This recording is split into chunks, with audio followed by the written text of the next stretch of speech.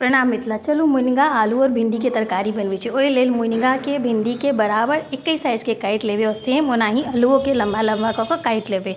ई सबटा कटला के बाद लोहिया में सूखल मिरचाई ताहि संगे एकटा तेजपत्ता और हींग के साथ में कनी सरसों के फोरन दऽ कऽ जहन फोरन जरि जेतै तऽ सबटा तरकारी जे कटने छलिए ओकरा सबटा के खसा देबै।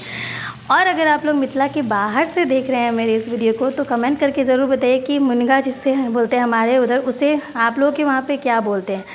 और बंगाल में इसे सजना डाटा भी बोला जाता है, पता नहीं ऐसा नाम क्यों पड़ा है, बहुत फ़नी है, पर हमारे यहाँ तो इसको मुनगा ही बोला जाता है। तो चलो बैक टू मैथिली। आब एहिमे जहन हल्का सा भुजा जेतै, एकर हरियरी लागत कि मरि गेलैए तहन एहिमे कनी नून, कनी हरदि और कनी मिर्ची बुकी खसा कऽ फेर एकरा कनी बराबर अपना सब भूजि लेब।